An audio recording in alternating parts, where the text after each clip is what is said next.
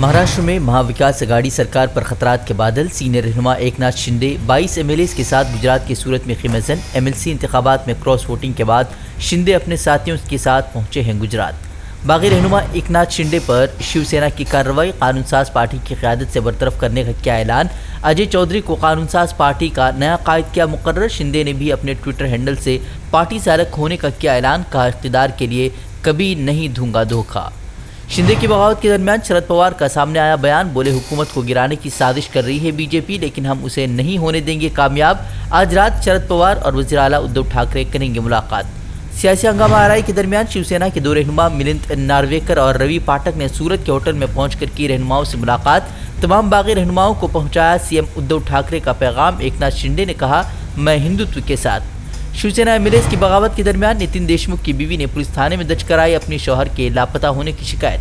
2022 के सदारती इंतखाबात के लिए अपोजिशन जमातों ने यशवंत सिन्हा को बनाया अपना उम्मीदवार। सभी जमातों से यशवंत सिन्हा की हिमायत करने की भी की अपील। इससे कबल फारूक अब्दुल्ला, शरद पवार और गोपाल कृष्ण गांधी ने अपोजिशन का उम्मीदवार बनने से किया था इनकार। राहुल गांधी के साथ ईडी की पूछताछ आज 5वें रोज भी जारी। अब तक 40 घंटे तक राहुल गांधी से पूछताछ कर चुके हैं ईडी। कांग्रेस रहनुमाओं की मोदी हुकूमत पर शदीद नुक्ताचीनी। कहा, राहुल गांधी से बीजेपी की हालत पतली, इसलिए ईडी को बनाया है कठपुतली।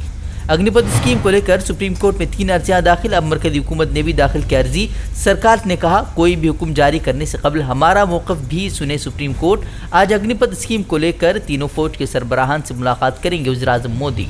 अग्निपथ स्कीम को लेकर अब एनएसए अजय डोभाल का भी सामने आया बयान। बोले, बेहतर कल के लिए इस्लाहात ज़रूरी, अग्निवीरों का मुस्तकबिल पूरी तरह महफूज। बोले, 4 साल की खिदमत के बाद कई सारे मौक़े।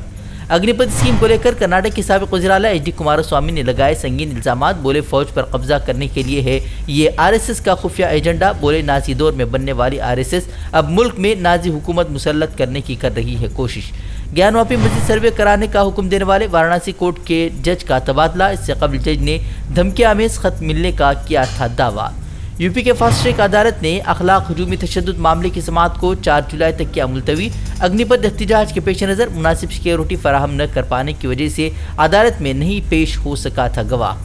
पटना की खुसूसी अदालत ने AK-47 राइफल बरामदगी केस में आरजेडी एमएलए आनंद सिंह को सुनाई 10 साल कैद की सजा। अदालत ने 14 जून को आनंद सिंह और सुनील राम को करार दिया था कसूरवार। कर्नाटक के बेंगलुरु से सामने आई पुलिस की गुंडागर्दी की तस्वीरें। तमाम दस्तावेज दिखाने के बावजूद मजदूरों को बांग्लादेशी बताकर बदसलूकी का इल्ज़ाम। फैक्ट्री बंद कर शहर छोड़कर जाने को भी कहा। पुलिस टीम पर खाने पीने की अशिया बर्बाद करने और ख़वातीन और बच्चों को भी धमकियां देने का इल्ज़ाम। पुलिस वाले आए थे, जिसके वजह से मैं गोदाम से फैक्ट्री से बाहर निकल रहा था, तो उन्होंने मुझे रोका। कह रहा, फैक्ट्री किसकी है? मैंने कहा, मेरी है। कहाँ के रहने वाले हो? मैंने कहा, दिल्ली के। कह रहा, झूठ बोल रहे हो।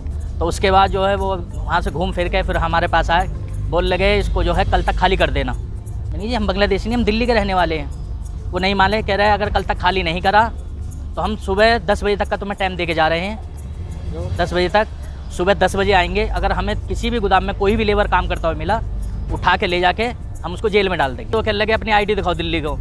मैंने जैसे आप जेब में से आईडी निकाली, उन्होंने आईडी लेते ही आईडी फेंक दी।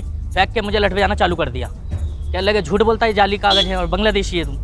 मैंने कहा, कर्नाटक में अगले साल होने वाले असेंबली इंतखाबात की तैयारी में अभी से जुटे वज़ीर-ए-आज़म मोदी। कर्नाटक के 2 रोज़ा दौरे के बाद अब हर 2 माह में वज़ीर-ए-आज़म एक बार करेंगे रियासत का दौरा।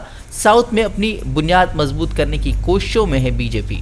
हमसे जुड़े रहने के लिए हमारे चैनल फ़िक्र खबर टीवी को सब्सक्राइब करें, वीडियो को लाइक और शेयर करें। मज़ीद खबरों के लिए विजिट करें फ़िक्रोखबर.com।